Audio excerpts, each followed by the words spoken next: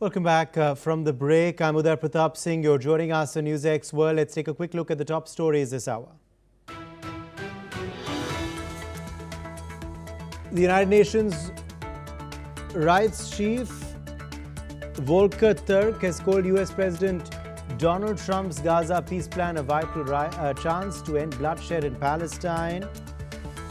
Hamas agrees to immediate talks and hostage release under the plan as Israeli Prime Minister Benjamin Netanyahu prepares to implement the first stage.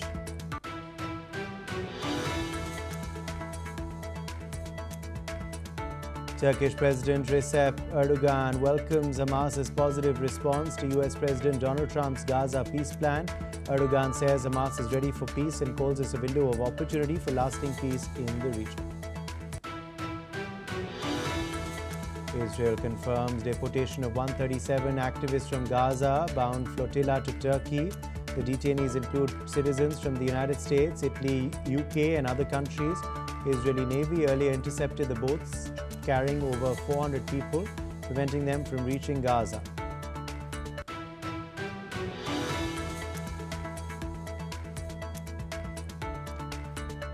Ukrainian President Vladimir Zelensky confirmed that a Russian drone strike on Sumi's Shostka railway station wounded at least 30 people. Russia also cut power to 50,000 homes in Chernihiv, to which Ukraine retaliated by striking a major Russian oil refinery in the Leningrad region.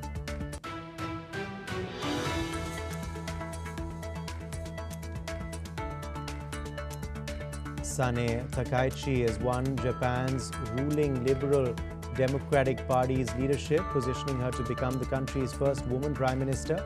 She defeated Shinjiro Koizumi and now faces challenges like an aging population, geopolitical tensions and reviving the LDP. Munich Airport has now resumed its operations after the shutdown for the second consecutive day due to drone sightings. German Interior Minister Alexander Dobrindt is urging urgent national and EU-level action as authorities investigate possible security breaches. The death toll from the Indonesian school collapse rises to 17 as rescuers continue recovery efforts. Heavy machinery is deployed to search for 49 missing victims under the rubble. Authorities intensify debris removal to speed up the evacuation process.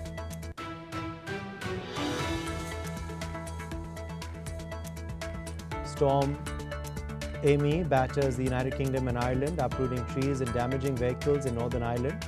The Met Office issued yellow and amber warnings. The storm also disrupted travel, forcing over 150 flight cancellations at Amsterdam's Schiphol airport.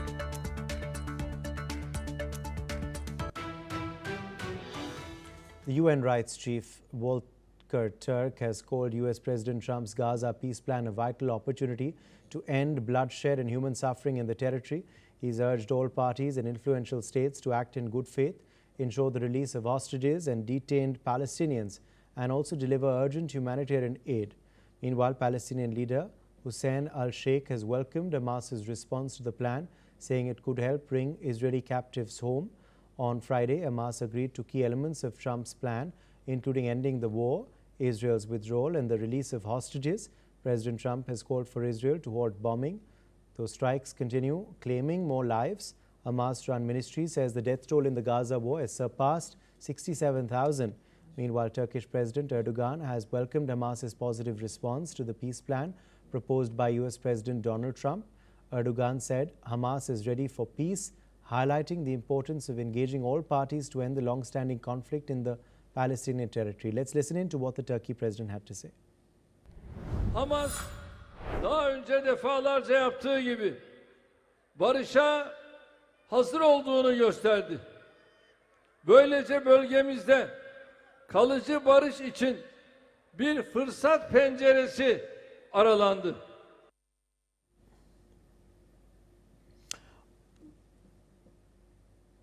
Joining us now live is Raymond Wickery, former U.S. Assistant Secretary of Commerce. He's live from Washington, D.C. with us. Raymond, reactions continue to pour in on the peace plan of Donald Trump. You have now the Turkish president who has said that it is a step in the right direction. UN Rights Chief also says Finally, hostilities can stop. This is a vital opportunity.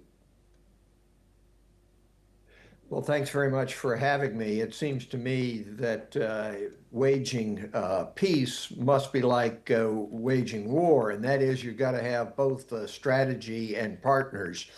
Prior to this, President Trump had basically reviewed the Gaza problem as a real estate deal.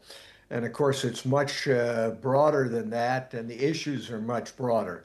So the 20-point plan is really a strategy calling for peace, withdrawal, and a lot of strategy as opposed to just how you're going to develop a site on the Mediterranean.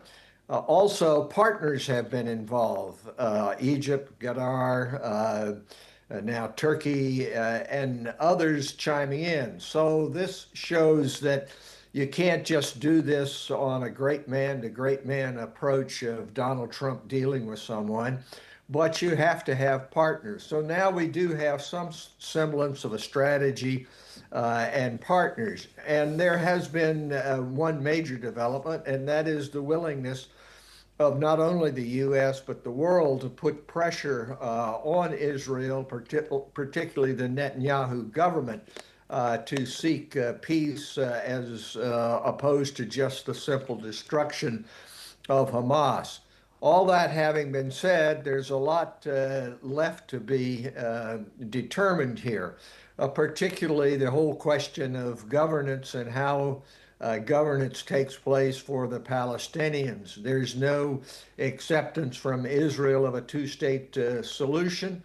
And the question remains as to how it is that you're going to be able to move forward with governance. Hamas has not been willing or has not yet said it will lay down its arms.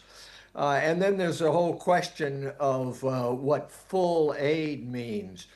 The key to the building of peace here is that there be an international effort to build prosperity as well as peace there for the citizens of Gaza.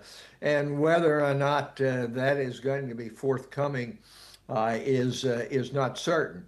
All that having been said, it seems to me that what has happened here is that Donald Trump has shown that he is subject to being educated in terms of having both a strategy and partners for peace, and it's a very welcome development. Meanwhile, Palestinians in central Gaza's Nusirata and in West Bank have reacted as Hamas announces it's ready to begin talks under US President Trump's Gaza ceasefire plan. Let's in fact listen into some of the reactions which have come in. الحرب إن شاء الله معية يعني ما أنت شايف الناس اتدهورت والوضع سيء للغاية يعني إحنا هينا في إصابتنا لليوم مش قادرين نتحرك أنت فاهم والوضع صعب وإن شاء الله بتوقف الحرب يعني نرجع إحنا دورنا ما لناش دور كلها تهدمت أنت فاهم. وهذه أخبار كلها واهية وأخبار كاذبة لصالح المجتمع الدولي ولصالح إسرائيل، لصالح الأسير الإسرائيلي ياخذوه وبعد هيك بتفركش ثاني وبنرجع للكرة هي وترامب حيتهم الله ونتنياهو حيغتال كل الشعب الفلسطيني وحيرحلنا وفي راسه تهجيرنا وحيهجرنا. احنا والله إن شاء الله تكون الأخبار زي ما طلعت يعني أخبار إيجابية ويكون الموضوع هذا بيؤدي إلى وقف إطلاق نار، لأنه بصراحة والله الشعب استوى على الآخر. يعني يمكن النزوح في ناس نزحت 10 مرات، في ناس نزحت 20 مرة، واحنا انا سكان الشمال نزحت يمكن 5 مرات 6 مرات تقريبا. حماس سطت يعني رمت الكرة بملعب الجانب الإسرائيلي وكتير كانت عرفت تضرب في المنطقة الحساسة، فإن شاء الله إنه يعني إشي لمصلحة الشعب بيكون أهم إشي مصلحة الشعب، لأن الحرب بتوقف وبتنتهي الامور هذه. وموقف حماس كثير كويس كان امبارح يعني. حماس تحدثت عن القضايا الطارئه هي وقف العدوان وتسليم الاسرى الاسرائيليين فورا، والقضايا الاخرى يمكن البحث بها، بمعنى كان رد دبلوماسي بامتياز ومتوازن كثير. في لحظه احنا كفلسطينيين بحاجه ماسه لوقف العدوان ووقف الاباده الجماعيه. Thousands of people have marched in central Barcelona in support of Palestinians and against what they call a genocide taking place in Gaza. 50,000 people joined the march as part of several other similar protests across the world. Hamas has said that it would accept some terms of US President Donald Trump's plans to end the Gaza war, including the releasing of hostages, but avoided contentious issues like disarmament and called for further negotiations. Protesters have called Trump's plan for Gaza as a rat trap for Hamas and also for Palestinian cause, but said that they had no other choice than to accept. Some protesters also reacted to the situation. Let's listen in to what they had to say. Estoy aquí porque el corazón me arde por la injusticia que está sufriendo el pueblo palestino desde 1948 y por este genocidio, porque matan a mujeres, niños inocentes, por injusticia total. Bueno, creo que tenemos que poner cuerpo precisamente y presencia ante lo que está ocurriendo. Esto ya es insostenible, tanto por lo que está ocurriendo en Gaza como lo que han hecho la política, que no ha reaccionado como tendría que reaccionar, no ha protegido a nuestro pueblo, a nuestros ciudadanos que han ido ahí de representación para ayudar, por una ayuda humanitaria, y nos hemos quedado desalmados. Entonces creo que tiene que escuchar al pueblo realmente como está rabioso y con ganas de un cambio. I am here to denounce what Israel is doing. I am here to support the people of Palestine, my friends now after 2 years, because I'm in contact with different people in Gaza. I am here to denounce and support. Raymond Vickery, former U.S. Assistant Secretary of Commerce, is live with us on this story. Raymond, what do you make of these protests being reported from Barcelona, but also from other cities for the Gaza cause? Well, thanks again for having me. It seems to me that these protests, which are worldwide really, are a key component of being able to bring Netanyahu's government to the table, and also having the United States adopt a longer range view of having some sort of strategy and working with partners. And I would point out that the kind of demonstration you've seen here really is reflected in a sea change in political attitudes in the United States. More and more as the bombing has taken place, there have been voices speaking out in the United States, and that is reflected in the fact that you have a strategy. Indeed, you have calls very recently for Israel to stop the bombing there. So I think that these protests, the recognition of the Palestinian state by countries which had not stepped up in the past, have been all a part of putting pressure on Israel as well as Hamas to be able to move toward peace.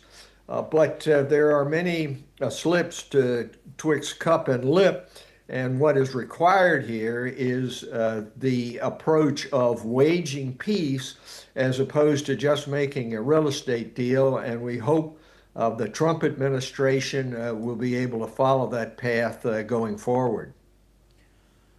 Absolutely. In fact, also, Israel has deported 137 more activists detained while taking part in an aid flotilla headed to Gaza.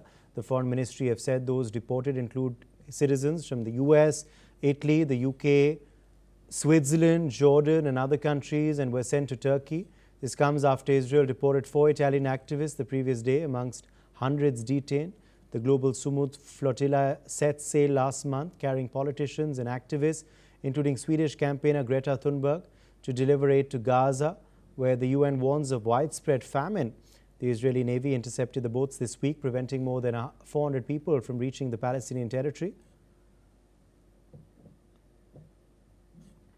Raymond Vickery, former United States Assistant Secretary of Commerce, joins us on this big story. More people intercepted, Raymond, more deportations set of people of different origin, different activists, of course, who are all on board these flotillas which were seeking to cross in to deliver aid. Yes, I think this is a part of the worldwide effort to bring pressure on the Netanyahu government, and particularly his right-wing supporters who have taken an extremely narrow approach that annihilation is the only way in which Israel can be safe. This flotilla, the demonstrations in Barcelona, indeed, what you hear in the United States from political leaders are all part of bringing pressure to be able to have a resolution of the matter. It is not enough for the right-wing politicians, particularly in Israel, just to say that they are entitled to self-defense. Of course, Israel is entitled to self-defense, and what happened on October the 7th, 2023, was terrible. But that does not mean that you have a right to go in and cause complete death and destruction for tens of thousands of people and reduce an area to rubble with no hope for justice and security and prosperity for the Palestinian people. So those issues are now coming to the fore, and the Israeli government is having to make some adjustments. I would say, though, that the pressure has to be kept up. And of course, the key point is the United States is the leading arms supplier and supporter of Israel.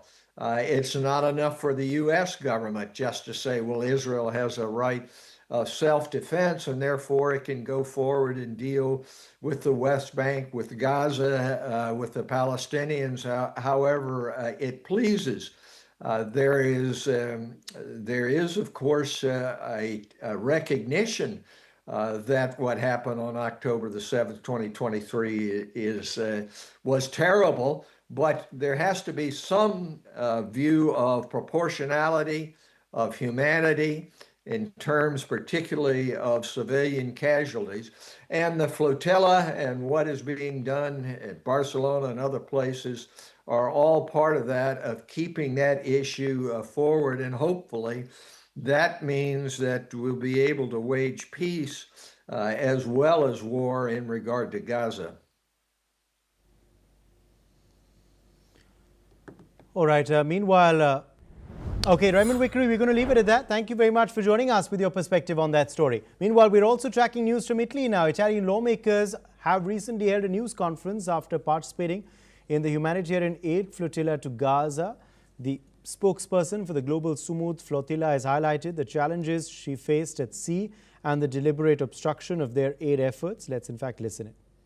Tutte le persone che sono lì e tutte quelle che sono tornate, ivi compresi i qui presenti, sono stati detenuti illegalmente, senza alcuna base giuridica, sono stati prelevati dalla Marina Militare Israeliana in mezzo ad acque internazionali senza che avessero commesso alcun reato. Quindi partiamo dal presupposto che sono stati sequestrati, perché non uso neanche il termine arrestare, perché l'arresto presuppone un'ipotesi di reato che in questo caso non esiste. Noi con il nostro team legale abbiamo innanzitutto consegnato un esposto alla Procura di Roma per diciamo questo sequestro.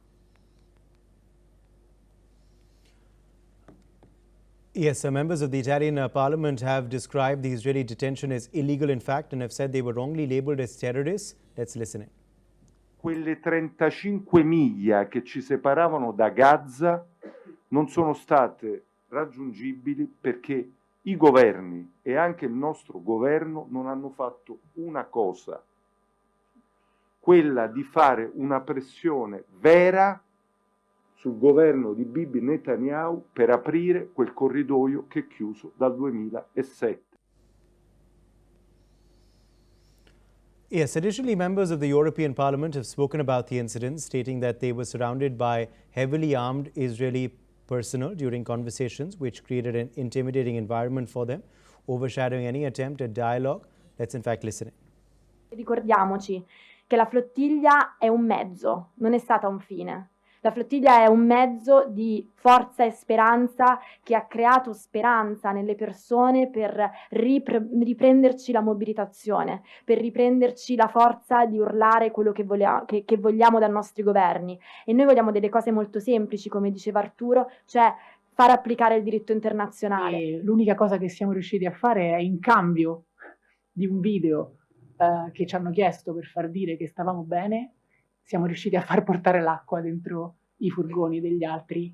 Speriamo, ce l'hanno fatta passare davanti e basta. Ma vi assicuro che ogni volta che c'era qualcuno che interloquiva con noi c'erano 40 persone armate intorno, e il sorriso della persona che interloquiva con noi era completamente oscurato dal volto cattivo e minaccioso di tutti gli altri. All right, we are turning our focus now to some other news coming in. Japan's ruling party has newly picked President Sane Takaichi, has vowed to rebuild the Liberal Democratic Party and make it brighter. He has said that it will be a party now devoted to its people. Let's in fact listen in to this statement. 私は今割と日本の経済ギリギリのところにあると思います。これからトランプ関税の影響を受ける、企業も、関連事業者も出てくるでしょうし、いろんなことがありましょう。急に災害が起きたり、いろんなことが、あるかもしれません。そんな中でそのコストプッシュ型の、インフレという状態で放置して、これでもうデフレじゃなくなったと安心するのは早い。デマンドプルの、インフレ、こういった形を、私はベストなものだと思っております。そういう状況ができるまで、しっかり、日銀との、このコミュニケーションというのを密に取っていかなければならないと思っております。アコードにつきましては、じゃあ今の状態でこれベストなものかどうか、ということを、しっかりと考えてまいりたいと思っております。足並みをとにかく揃えていかなきゃいけないと。In fact, Takaichi is said to be Japan's first female premier, said that the government and central bank must work closely to ensure the economy achieves demand-driven inflation backed by rising wages and corporate profits. She also said that while the world's fourth biggest economy is already experiencing inflation, it is premature to declare it fully out of stagnation, as recent price rises have been driven by high raw material costs. Some locals have reacted to the situation as well. Let's listen in to what they had to say. なんか経済に対してすごい自信があるみたいな、経済を回して税収を増やしていくっていうことに自信があるっていうふうに、おっしゃってたんで、ちょっとそこには期待してます。はい。ちょっと今後どういうふうに日本が変わっていくのかっていうのは少し楽しみです。あれかな、なんか今自民党ってほんまに何がしたいんかが分からへん政党多分言われてると思うんですけど、それがどうにかなったらいいんじゃないとは思いますけどね。多分そんなとこですからね。はっきりこれやろうっていうのを多分掲げてるからやと思うんですよ。国民民主党やったらあれじゃない。Dr. Satoru Nagao, fellow Hudson Institute, joins us live from Tokyo, Japan. Dr. Nagao, what is to be expected from Takaichi's leadership? What has she said in this first big statement? In this case, we should be careful because currently the Liberal Democratic Party, the biggest party in the parliament, National Diet, lost a majority in the both upper house and lower house. So this means that the LDP need to find a partner from the opposition party or the current coalition partner. So at least two parties need to cooperate to the LDP. So LDP need to find the two partners. So without this, the current Mr. Takaichi cannot be the prime minister of LDP. So that's why, firstly, the obstacle she will face is she need to find a partner. Of course, negotiation has already happened, people believe, yes. But at the same time, not promised. And another factor is, of course, the President Trump is planning to visit Japan on October 27th. So that means that if Mr. Kaichi is sworn in the Prime Minister, in this case, it will happen in the middle of the October, people expect. Earliest is October 15th. So only 2 weeks she has before she meets President Trump. So these are the obstacles that she will face as a prime minister. So that's why during that time she need to find this is a policy she will do it, and this is beneficial for the coalition partner and or the relation with the United States that is needed, and she needs to show as soon as possible. So those should be her priorities, is what you're clearly saying. Dr. Nagao, thank you for joining us with your perspective. French Prime Minister Le Cornu has planned a new tax targeting high-earning individuals to gain socialist support for his 2026 state budget. The tax will apply to incomes above $293,000 or $586,000 for couples and is expected to raise nearly $5.3 billion next year. He also wants to crack down on super wealthy using holding companies to avoid dividend taxes, a measure expected to generate over $1.17 billion. The proposal follows his appointment as President Macron's fifth Prime Minister in 2 years after the Parliament ousted his predecessor.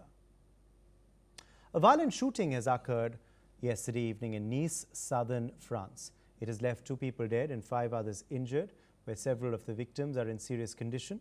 Following the incident, the city police are now searching for the attackers in the La Moula's neighborhood. Officials have said that automatic weapon fire was used and that the shooting could be linked to drug trafficking. Local residents have also reported that a man exited a vehicle and fired an automatic rifle before fleeing the scene. An investigation into the organized gang-related murder and attempted murder is now underway. The mayor of Nice, meanwhile, has requested permanent reinforcements to secure the neighborhood, citing concerns that illegal immigration may fuel drug-related crime and violence. Authorities also plan to deploy additional forces to ensure safety. British Prime Minister Keir Starmer will be making his first official visit to India on the 8th of October and the 9th of October at the invitation of Indian Prime Minister Narendra Modi. Both leaders will be meeting in Mumbai to review progress under the India-UK Comprehensive Strategic Partnership and the Vision 2035 roadmap. Trade, investment, defense, technology, climate and education will be a key area of discussion. They will also focus on the India-UK Comprehensive Economic and Trade Agreement. The 2 PMs will address the Global FinTech Fest in Mumbai.